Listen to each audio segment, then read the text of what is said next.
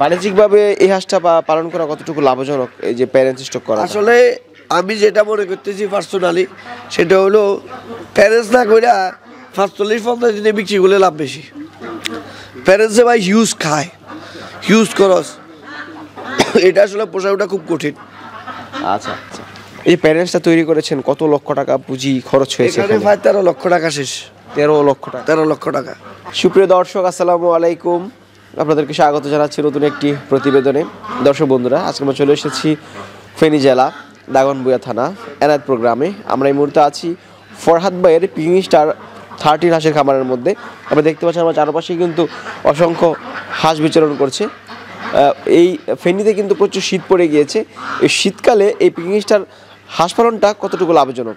অনেকে মাংসের জন্য করতে চান, অনেকে আবার ডিম উৎপাদন করতে চান। তবে তুলনামূলক এই শীতকালে মাংসের ওজনটা অনেক বেড়ে যায়, পাশাপাশি ডিম উৎপাদন অনেক বেড়ে যায়, যার কারণে এই শীতকালে এই পিকিং স্টার হাঁস পালনটা অত্যন্ত লাভজনক। আজকের এই পর্বে আমরা আপনাদেরকে দেখানোর চেষ্টা করব ফরহাদ ভাইয়ের পিকিং স্টার হাঁসের খামার। আশা করছি পুরোটা আয়োজন জুড়ে পাশে থাকবেন। আসসালামু আলাইকুম ফরহাদ ভাই। ওয়ালাইকুম আসসালাম। কেমন আছেন? জি ভাই, আলহামদুলিল্লাহ ভালো। ফরহাদ ভাই, শীত পড়ে গিয়েছে আপনাদের এলাকায় প্রচুর? হ্যাঁ, শীত তো বেশি, তার মধ্যে হাঁসের মাংসের চাহিদা অনেক বাড়ি গেছে। আসলে আপনি তো কথা বলতে পারছেন না ঠিক মতন। এই যে ঠান্ডার কারণে। আচ্ছা, আমরা আছি আপনার পিকিং স্টার 13 হাঁসের খামারের সামনে। জি, এগুলো আমাদের ফ্রান্সের পিকিং স্টার হাঁসের প্যারেন্টস আর কি। আচ্ছা, এই যে প্রচণ্ড শীত, এই শীতের মধ্যে হাঁস পালন করতে গিয়ে কোনো সমস্যা হচ্ছে কিনা? না, আরও এই আগের থেকে ডিমও বাড়ছে, মাংস উৎপাদনও বাড়ছে। কারণ এটা তো মূলত ঠান্ডা জাতের হাঁস, বা ওই সব দেশে ইউরোপ কান্ট্রিগুলোতে ঠান্ডা বেশি পড়ে, যার কারণে এটা ঠান্ডাতে গ্রোথটাও বেশি হয়, প্লাস হলো এটা ডিমের উৎপাদন ক্ষমতা মানে বাড়ছে। মানে শীতকালে কে পিকিং স্টার হাঁসটা মাংস বেশি হয়, ডিম উৎপাদনটা বেড়ে যায়? আসলে শুধু কষ্ট হলো একটু ব্রুডারে একটু হালকা ঝামেলা হয়, এটা ছাড়া মাংস উৎপাদনও বেশি হয়, প্লাস হলো ডিম উৎপাদনও বেশি হয় আর কি।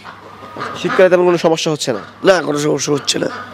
আচ্ছা, এই যে আপনার এখানে প্যারেন্টস রয়েছে, প্যারেন্টসটাকে পরিচালনা করছেন কিভাবে?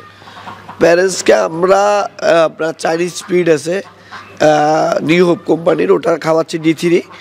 আবার হলো কিছু ভিটামিন দেওয়া লাগে, যেহেতু এরা ডিম পাড়তেছে বা এটা থেকে আমরা বাচ্চা ফুটাই, সেক্ষেত্রে এই ভিটামিন A, D, E, সল, ক্যালসিয়াম, জিঙ্ক, থায়াবিন, কিছু ৫-৭টা মেডিসিন আছে, এগুলো দেওয়া লাগে আর কি। আচ্ছা, আপনার যে প্যারেন্টসগুলো আমরা দেখতে পাচ্ছি, কত মাস বয়স চলছে এগুলো? এগুলোর বর্তমান বয়স ৯ মাস। 9 মাস। জি। ডিম পাচ্ছেন কত মাস যাবত? ডিম পাচ্ছি আজকে 6 মাসের মতোই পাচ্ছি, কিন্তু আমরা মেশিনে বসাচ্ছি আজকে 3 মাস।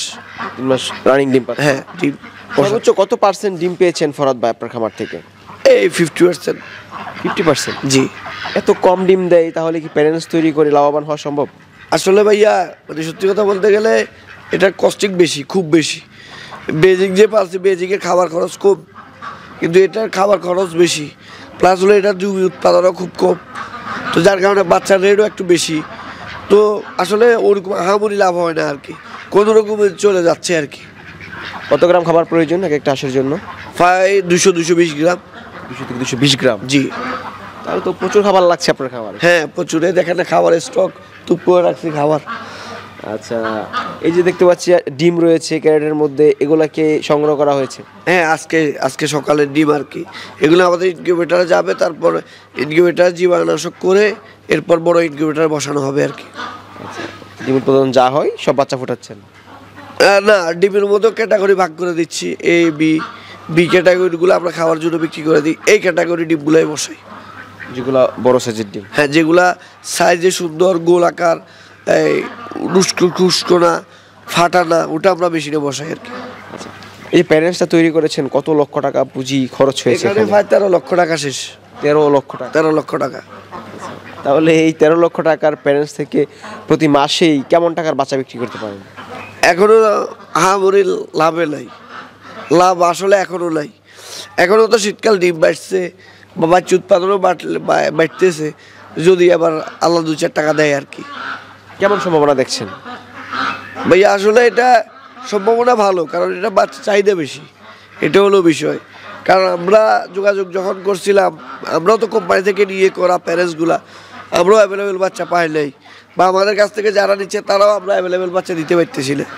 তো এই আর কি বিষয়। আর যারা এই মাংস উৎপাদনের জন্য করতে চাইতেছে তারা আসলে অনেকজনে হাল্লাপ দিয়ে করার চেষ্টা করে, যে ভাই বলছেন 45 দিনে 3 কেজি, 45 দিনে 2 কেজি 800 হয়েছে কিনলাই, 2 কেজি 600 হয়েছে কিনলাই, এই খাবার ভালো দিচ্ছে না।